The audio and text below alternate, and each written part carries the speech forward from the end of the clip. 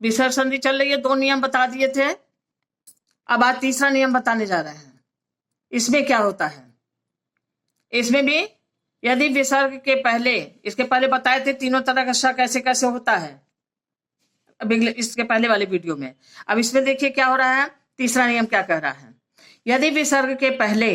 पहले की बात हो रही है, ध्यान देना है, कहीं आगे की बात हो रही है और कहीं पहले की बात हो, मतलब पहले कुछ और हो। विसर्ग के पहले,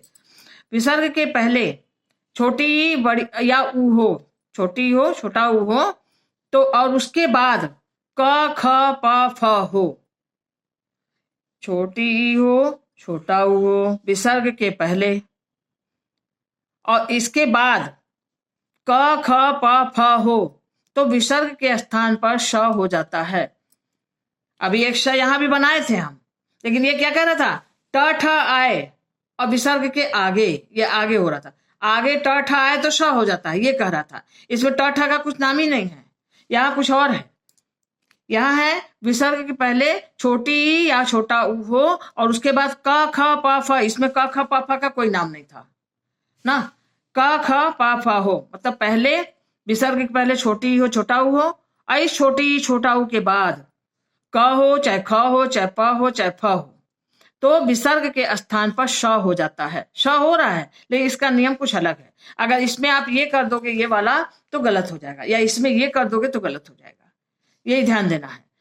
तो विसर्ग के पहले छोटी ई छोटा ऊ है और उसके बाद क ख प फ है तो विसर्ग का श हो जाता है। जैसे नी, एग्जाम्पल से क्लियर हो जाता है, इसको देखिए फिर इसको देखिए, क्लियर हो जाएगा। नी प्लस कपट, विसर्ग के पहले छोटी आया, विसर्ग के पहले नावे छोटी है ना, छोटी आया और उसके बाद क आ गया ये, तो इसका ये वाला श हो जाएगा जो यहाँ पे कह रहा है ये। तो विसर्ग के पहले छोटी ई भी आ गई और उसके बाद क भी आ गया, इस नियम से ये क आ गया तो हो जाएगा निष्कपट, इसका ये श हो गया, हलंत के साथ है आधा होगा निष्कपट। ने कारण यही चीज यहाँ भी है, छोटी ई है और उसके बाद फिर क आ गया तो इसका ये वाला श बन गया निष्कारण। दो कर्म, अब यहाँ ऊ है, यहाँ छोटा ऊ भी कह रहा था, ये आए चाहिए, इन दोनों में तो ये आया छोटी आया है और यहाँ पे छोटा ऊ आया है जो इसमें है, इसमें है तो ऊ के बाद अगर क आया है, यहाँ ऊ है क आ गया तो इसका भी दुष्कर्म, ये श बन गया। फिर दो, यही चीज दो ऊ है, ऊ के विसर्ग के पहले ऊ आया ना, विसर्ग के पहले ऊ आया और प आ गई, यहाँ प भी बोला था ना, कब यहाँ अभी तक तो क आ रहा था, प में भी यही शर्त है, प आवे तो इसका ये श बन गया जैसे यहाँ बना है, दुष्कर्म दुष्प्रकृति, प आया तब भी ना, यहाँ क आया है तब भी बना है, ऊ के बाद क आया है, विसर्ग के बाद क आया है, ऊ के बाद विसर्ग आया, विसर्ग का आधा श बन गया, यहाँ ऊ के बाद विसर्ग आया, विसर्ग के बाद प आया, प की वजह से यहाँ इसका श बन गया। उसके बाद दू प्लस कर, यहाँ भी ऊ की मात्रा है, ऊ के पहले या विसर्ग के पहले ऊ आया है, क आया है तो दुष्कर। तो यही इसको ध्यान से देख लो, इसको ध्यान से देख लो तो समझ में आ जाएगा। विसर्ग के पहले छोटी ई है छोटा ऊ है और उसका क ख प फ, तो यहाँ तो क और प का 2 एग्जाम्पल मिल गया, इसी तरह से प और फ भी कहीं मिलेगा, बुक वगैरह में मिलेगा तो भी यही काम करेगा नियम जो यहाँ दिया हुआ है,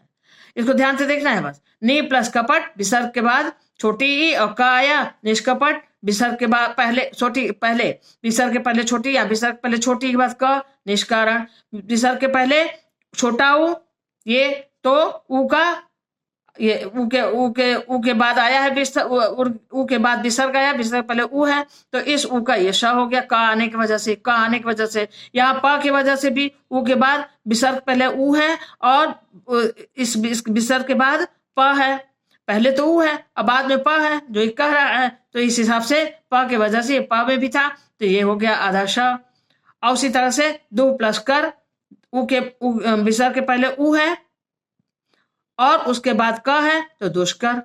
बस एकदम इस लाइन को जो भी नियम है इसको देखते हुए इसको मैच करिएगा तो सब क्लियर हो जाएगा। इसको देखिए फिर इसको एक एक मिलाइए, है इसको मिलाइए और जब ये एक एक पढ़ करके यहाँ समझिएगा तो सब क्लियर हो जाएगा, कोई डाउट रह ही नहीं जाएगा। तो ये विसर्ग, इसमें सारा विसर्ग माने वो जो बिंदी होती है ना विसर्ग, इसको विसर्ग कहते हैं, इसी का चेंज होना है, कहीं श हो रहा है कहीं श हो रहा है कहीं ओ बन जा रहा है, ना ऊ बन के जुड़ करके ओ बन रहा है, यही सब इसमें है। ध्यान देना, विसर्ग संधि, इसीलिए इसका नाम है विसर्ग संधि। जब व्यंजन बदल रहा था वहां व्यंजन संधि था ना। देखिए ध्यान से समझिए।